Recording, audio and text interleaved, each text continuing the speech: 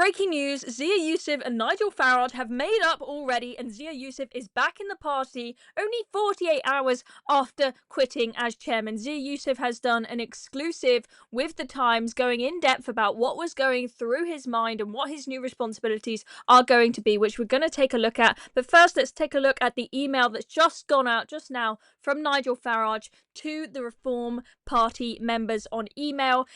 He says, "Don't believe everything you read in the press. Zia Yusuf did make a couple of hasty statements and resigned as our chairman, but I'm pleased to announce that he will now take up a new role and head up our Doge team, visiting the county councils. We are in control and looking to save the taxpayer money. He has done incredible work for the party and deserves much of the credit for our recent successes. He will continue to be an important part of the team that we are building to fight and win the next general election. There will be more appointments over the next few days. So it's going to be an exciting few days. It doesn't die down at the weekend, guys. We've had this crazy news come out on a Saturday. Let's see what tomorrow brings as well. And Zia Yusuf, you may have seen the exclusive that Nigel Farage did with Martin Daubney when we had this crazy news come out a couple of days ago. And he said that Zia is a guy who is just absolutely amazing with numbers and tech and the nitty gritty. And Zia Yusuf helping set up Doge in these councils to find where there is waste in the spending and whatnot. He's great with that because he's amazing with numbers and the nitty gritty. He's an ex-Goldman Sachs guy. And so losing him, just as these Doge teams have been launched to help with the councils, was actually... it's going to be hard to fill those boots, hard to find someone as talented. And that is clearly one of Zia's strengths. And so that is what they're bringing him back in to do. So he's not the party chairman again after coming back, but he's just going to have some slightly smaller responsibilities. And we're going to take a look at in a second about what those responsibilities are. But in that interview where Nigel Farage spoke with GB News and said, look, Zia was clearly very, very exhausted and completely overrun and had sort of had enough. Nigel said it's 100 hours a week. It's no days off. It's absolutely crazy. Just work, work, work, work. So clearly maybe being chairman and having all those responsibilities is too much, but Zia's decided he can still be part of the team if he's got a more specific task, like taking care of the Doge team where he's got those strengths. Let's have a look at this Times exclusive article that has just come out. So it says Zia Yusuf is returning to Reform just 48 hours after resigning as chairman, and he'll take up a new role.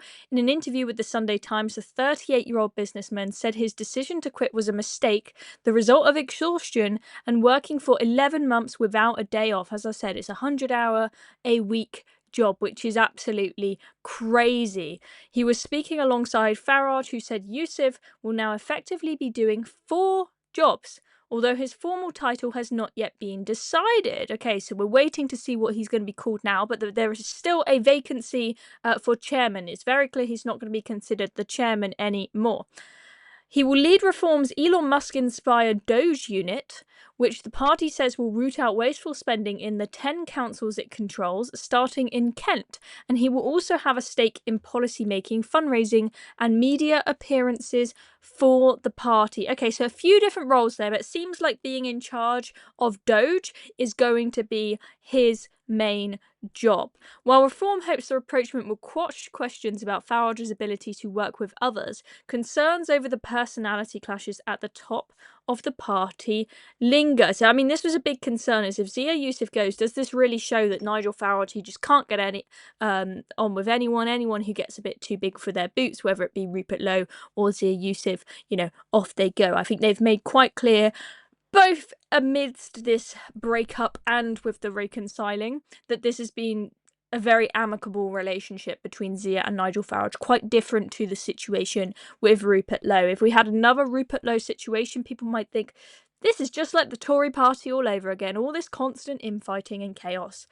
So this, it's going to give people a lot of hope seeing that Zia Yusuf has come back to the party. Also, a lot of people have concerns about the ability of the Reform Party to actually form a government because of them being disorganized and not having enough people and structure and all the resources they need. And Zia Yusuf, over the past year, I mean, he has brought so much organization to the party. They've got way more members of staff now, way more organization. I mean, a year ago, they just had a few people running the show. It's amazing that they got the number of votes that they did with barely anyone and barely any money in the last general election last year. But if they're going to win a majority in 2029 and be able to run the country, they're going to lead a lot of organisation, and that is what Zia Yusuf has really brought to the party. And if they were to lose Zia Yusuf, who's been responsible for primarily responsible for that organisation of the party, there are going to be a lot of those fears about this not being a party you can take seriously. They're not organised enough and whatnot. So anyway, the exclusive with the Times goes on to say Reform will split Yusuf's former role into a front-facing chairman who will tour the country and a deputy in charge of organisational matters. So clearly the job of chairman is just too much for one person. It needs to be split into, I mean, 100 hours a week, even if you break that into 50 hours, that's still a pretty long working week. There will also be a new head of operations and someone to run the party's finances and help Nick Candy, the treasurer, with fundraising. The replacements and appointments should be announced by Tuesday.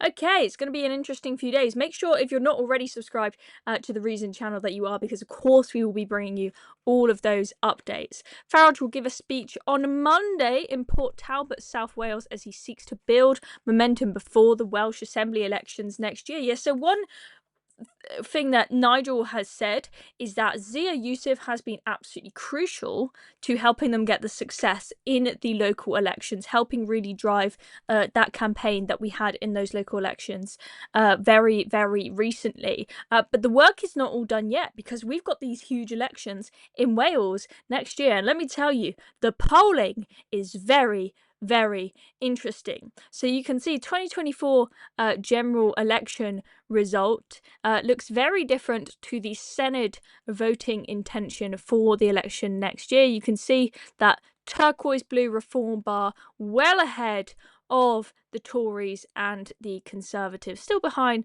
Plaid Cymru, but looking like they could pick up a lot of seats there. Very, very exciting stuff, and they're going to want Zia Yusuf to help get them the campaign success that they had similarly in the local elections, and with that by-election in Runcorn where we got Sarah Poachin in power. Now, let's talk about the fallout and what Zia has said about it in this exclusive, because he's responded to this whole debacle about the burqa in quite in depth in this exclusive interview he's done with the Times, because I think a lot of people, they got a lot of questions of, why was Zia so upset about this banning the burqa question.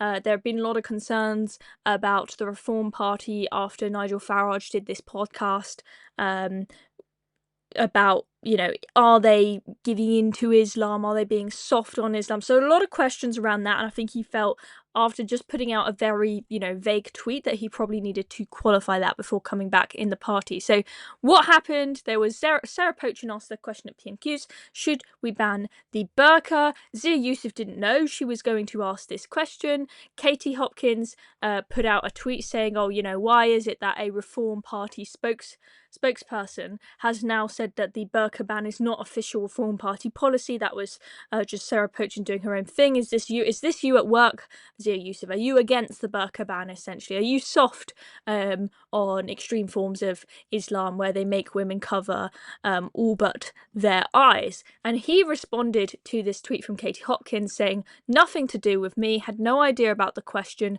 nor that it wasn't policy, busy with other stuff.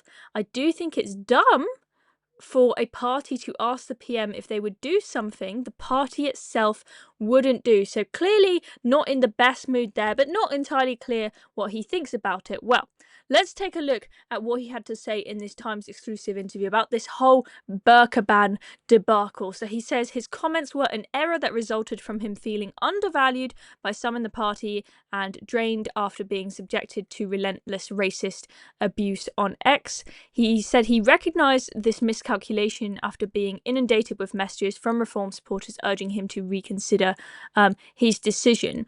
Now, I think when he's talking about the tweeting here, I think he may be partly referring to the burqa tweet, but he also may be just referring to his resignation tweet in general, which again was very short, to the point, and not entirely very clear what he meant, what he thought, what was going through his head, what his reasons were. But let's just take a look at what he had to say about his tweetings. He says, "When I pushed that tweet out, it was a coming together of a bit of exhaustion and a feeling that all I got in return for it was abuse. I was doing so many things in the foreground and in the background. Anybody who has been part of a high growth startup outside of politics will sympathise and empathise with that. What has happened since then is that I've been inundated with messages from Reform members and supporters who were saying they were devastated and heartbroken and asking me to really reconsider my decision. I left my business interest behind. I volunteered full time because I love my country and I believe the best way to save it and turn it into a great one is for Nigel to be Prime Minister. It made me realise in that moment I was turning my back on that. I didn't want to do that. I realised I did have an important role to play. I spoke to Nigel and said I don't mind saying I made an error. It was a function of exhaustion."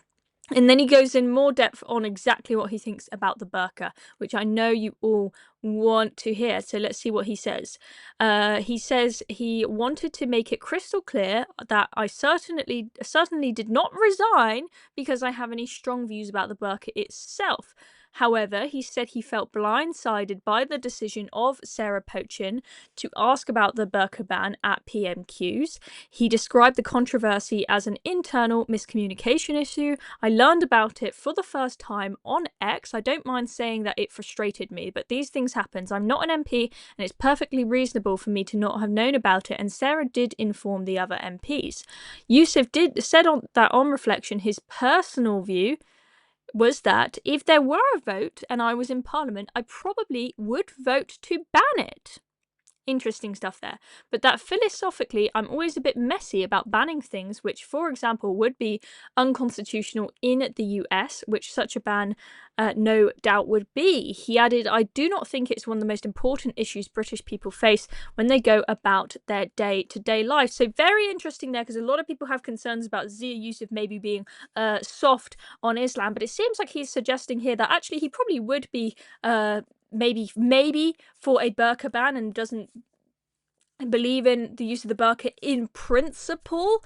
So that's very interesting to see. But I think I can see where he's coming from here in that it's like that question is a very controversial one to ask. Is it worth the division and potential loss of votes you might get as a consequence of asking a question like that if it's not actually a priority to this country? Like, we've got other fish to fry, like stopping the illegal migration, stopping the mass legal migration as well, building some bloody houses, whatever, free speech, other things like this. Like, is it really worth riling people up about an issue that's not your top priority? Like, I would in principle be in favour of banning the burqa, but do I think it is like the number one thing Britain needs to sort out?